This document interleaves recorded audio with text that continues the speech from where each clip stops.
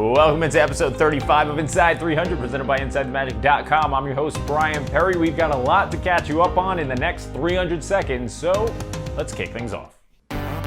Before we get to the viral video involving the Stormtroopers, we want to remind you that the first episode of Interviewing the Magic is now live.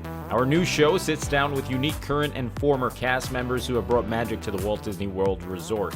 Click the link in the top right of the screen to watch our sit-down with Mark Daniel, a Disney Parks on-camera host who's had an incredible career. Mark's accolades include working as the warm-up host for the ABC Disney Holiday Celebration, bringing back Happily Ever After next to one Jordan Fisher, opening Animal Kingdom in '98, and performing in legendary shows like Lights, Motors, Action.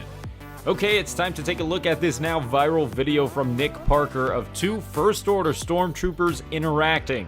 This seems to have been taken back in 2020 when the First Order began patrolling above the AMC over in Disney Springs, and features one of the troopers complimenting a child's face covering while the other seems to be a bit jealous. Take a listen. Hey, young one, that's a nice face covering. You never compliment my helmet.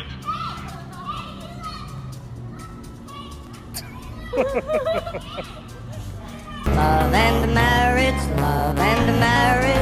go together like a horse and carriage. Since their inception into the parks in late 2015, the First Order Stormtroopers never fail to make for a memorable guest interaction. Hashtag bring back the First Order March. Disney's Magical Express will depart us at year's end, and many are mourning the loss of the complimentary service Disney had provided resort guests.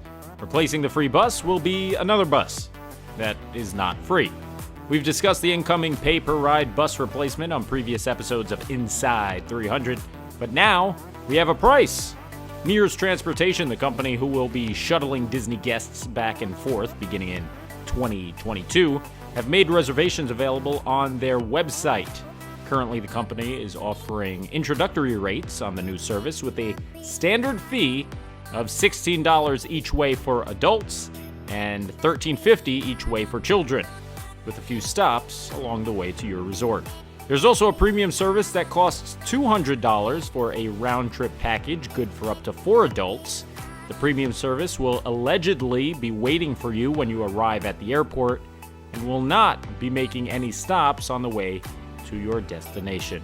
If neither option sounds enticing, perhaps you can wait 37 years for when that train from the airport to Disney Springs finally becomes a thing.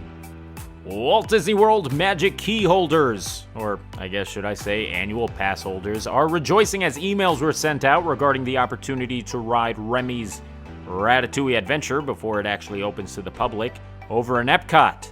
This comes a day after DVC members got a similar email.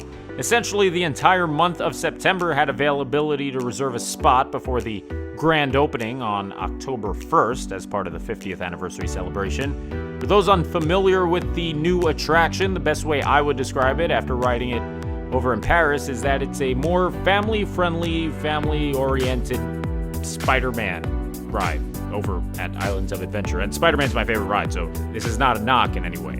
It's a seamless blend of real architecture and effects mixed with digital screens. I loved it. Remy's does also take advantage of the trackless ride system, which made its way to Walt Disney World just last year on Mickey and Minnie's Runaway Railway over at Hollywood Studios. The Fab 50 continues to grow, and we've got 3 more characters to tell you about. First up, because he's number 1 and he'd be happy to tell you about it, is Donald Duck. It's about time they announced the number 1 duck not named Gordon Bombay. His lovely significant other Daisy had already been announced, and the two will be headed to Magic Kingdom. Animator Eric Goldberg made the announcement sporting a very fashionable Donald shirt. Also headed to Magic Kingdom is Ahsoka Tano. Never mind. No, well, the voice of Ahsoka, Ashley Eckstein, announced that it would actually be Mad Hatter, who's getting a sculpture, which is kind of puzzling since the Cheshire Cat from Alice in Wonderland was already announced. I hope some worthy character like Duke Weaselton of Zootopia doesn't lose out on a spot because 2 Alice characters were named, but I guess we'll see. Finally, R2-D2 will roll into Hollywood studios as what I would assume will be the only Star Wars representation coming to the Fab 50, but if Mad Hatter can join the Cheshire Cat, then I guess BB-8 or Jabba the Hutt could join R2. Who knows? That's going to do it for another episode of Inside 300, presented by InsideTheMagic.com. If you like what you saw, be sure to subscribe. Click that bell icon. This way you're notified every Tuesday, Thursday, and Saturday morning when we come to you with brand new episodes. I'm your host, Brian Perry. I will see you next time, and as always, Bye-bye.